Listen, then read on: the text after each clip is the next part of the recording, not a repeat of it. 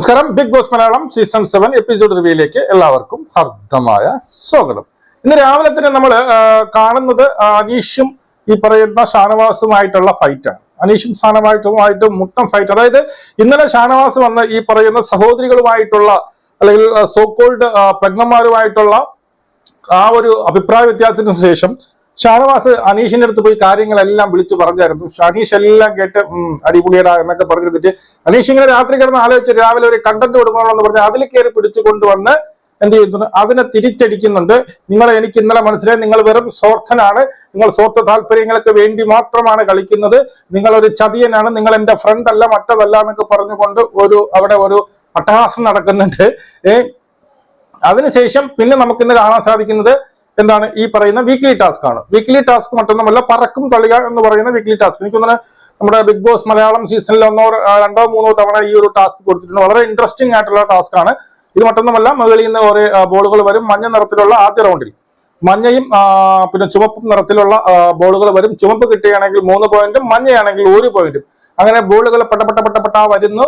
അവിടെ എല്ലാവരും കൂടി, ഇത് സത്യം പറഞ്ഞാൽ ഒരു ഫിസിക്കൽ ടാസ്ക് ആണ്. അതായത് ഇത്തിരി പൊക്കവും ഇത്തിരി ഓടാനൊക്കെ ഇത്തിരി സ്പോർട്സിലൊക്കെ ഉള്ള ആൾക്കാർക്ക് മാത്രമേ ഇത് ജയിക്കാൻ പറ്റത്തുള്ളൂ. അങ്ങനെ ഒരു ടാസ്ക് ആണ്. അതുപോലെ ഇതിനകത്ത് ട്വിസ്റ്റുകൾ വരുമ്പോൾ മാത്രമേ ഇതിനകത്ത് ഒരു ട്രെയിനിങ് വരത്തുള്ളൂ. അതായത് നമ്മളിപ്പോ അവിടെ നോക്കുകയാണെങ്കിൽ ആര്യൻ ആയിക്കോട്ടെ, അക്ബർ ആയിക്കോട്ടെ, അവർ തന്നെയാണ് മുന്നിൽ. അതുപോലെ അനീഷ് ആയിക്കോട്ടെ, പണ്ട് ക്രിക്കറ്റ് കളിച്ചതുകൊണ്ട് തന്നെ അനീഷ്, ആര്യൻ, ഈ പറയുന്ന ഷാനവാസ്, അതായത് പുരുഷന്മാർക്ക് കുറച്ച് ഇത്തിരി ശാരീരിക ക്ഷമതയുള്ളവർക്ക് ഏറ്റവും കൂടുതൽ ബോൾ എടുക്കാനും ഒക്കെ പറ്റും. അവിടെ പെൺകുട്ടികൾക്ക് ഇതിൽ അത്രയ്ക്ക് അങ്ങോട്ട് പിടിച്ചു നിൽക്കാൻ പറ്റുന്ന ഒരു ടാസ്ക് അല്ല. പക്ഷെ ഈ ടാസ്കിന്റെ അവസാനം ഇങ്ങനെ ആയിരിക്കില്ല.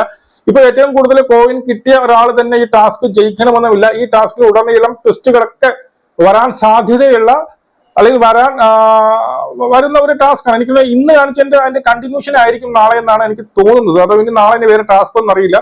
മുമ്പൊക്കെ നടന്ന ടാസ്ക് ആണെങ്കിൽ ഇതിനെ പല ട്വിസ്റ്റുകൾ, അതായത് ഒരു ബോളിൽ ചിലപ്പോൾ അതിനകത്ത് പല രഹസ്യങ്ങളും സൂക്ഷിച്ചു വെച്ചിരിക്കും.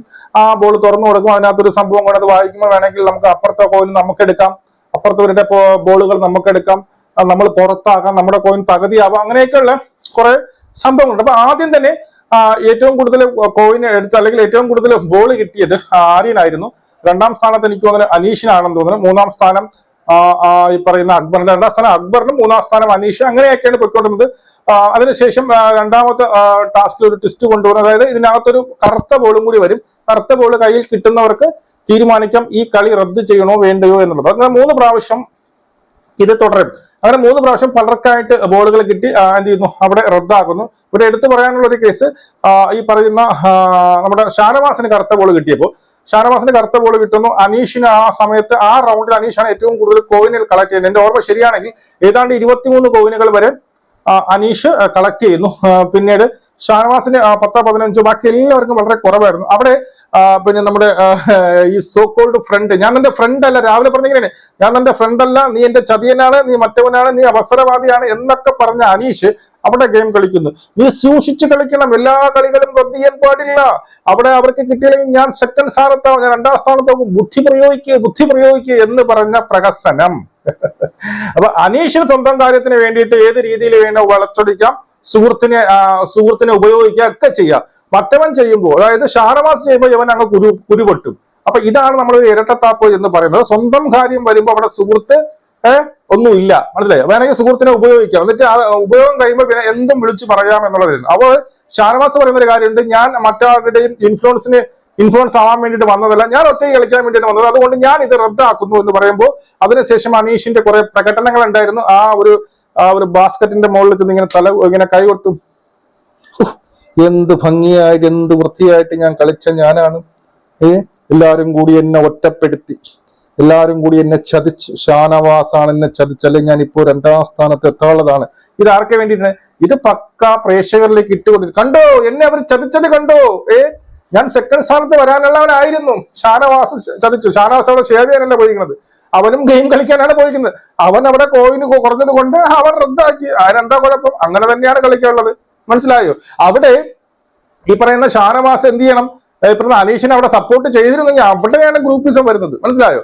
അപ്പൊ അതിനുശേഷം പോയിന്റ് ടേബിളിലേക്ക് നിന്ന് കുറെ പ്രകടനവും കാര്യങ്ങളൊക്കെ നടത്തുന്നുണ്ട്. ഇതിനിടയിൽ ഈ പറയുന്ന ആദില എന്ത് ചെയ്യുന്നു, 100ക്ക് പിന്നെ ബോൾ കൊടുക്കുന്നുണ്ട്. അപ്പൊ അത് അനുമോള് കണ്ടു.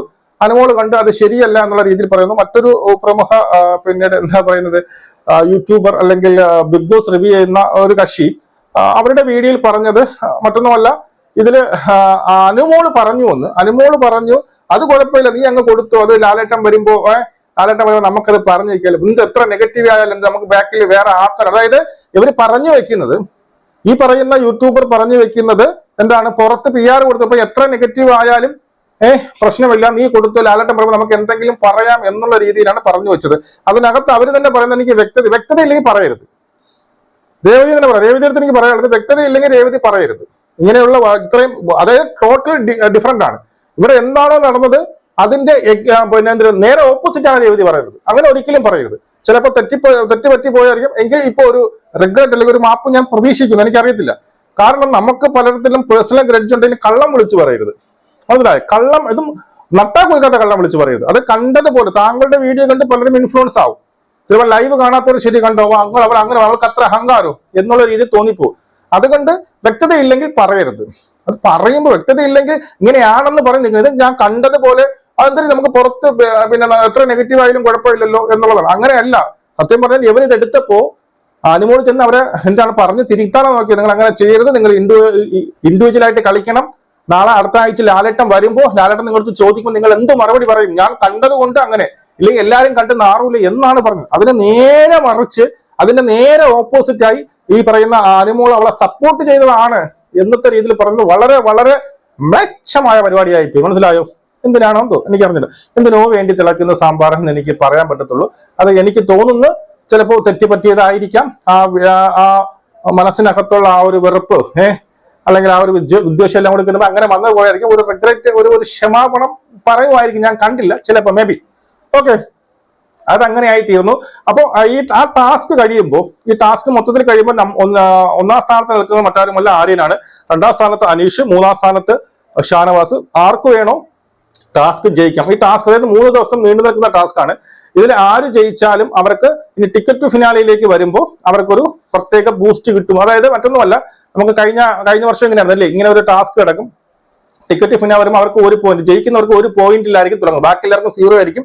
ഇതിൽ ജയിക്കുന്നവർക്ക് 1 പോയിന്റ് ഉണ്ട്. അപ്പൊ ആ ഒരു അഡ്വാൻറ്റേജ് കിട്ടുമെന്നുള്ളതാണ്. പിന്നെ നമുക്ക് പറയാനുള്ളത്, ഇതിനകത്ത് നെവിനും അനുമോളും തമ്മിൽ നടന്ന ആ ഒരു ഫൈറ്റ്, നെവിനും അനുമോളും തമ്മിൽ അങ്ങനെ ഒന്ന് പറഞ്ഞ് 2 പറഞ്ഞ് അങ്ങനെ ഫൈറ്റ് ആവുന്നു. അവിടെ അമ്മുമ്മയെ, അതായത് അനുമോൾ ഇത് കുലസ്ത്രീ എന്ന് വിളിക്കുന്നു, അതായത് ആർട്ടിഫിഷ്യൽ കുലസ്ത്രീ എന്ന് വിളിക്കുന്നു.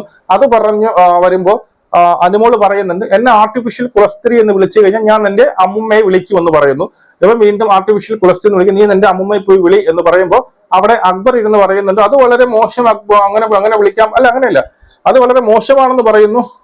അതിനോടൊപ്പം പറയുന്ന മറ്റൊരു കേസ്, ആർട്ടിഫിഷ്യൽ കുലസ്ത്രീ എന്ന് പറയുന്നത് ബാഡായിട്ടുള്ള വാക്ക് അല്ല. ബാഡായിട്ടുള്ള വാക്കല്ലെങ്കിൽ നല്ലതല്ലേ പറയാം, നിങ്ങളുടെ നല്ല സുഖമുള്ള വാക്കാണെങ്കിൽ നിങ്ങളുടെ അമ്മൂമ്മയെ വിളിച്ചോ, അത് നല്ലതെന്ന് മനസ്സിലാക്കാം.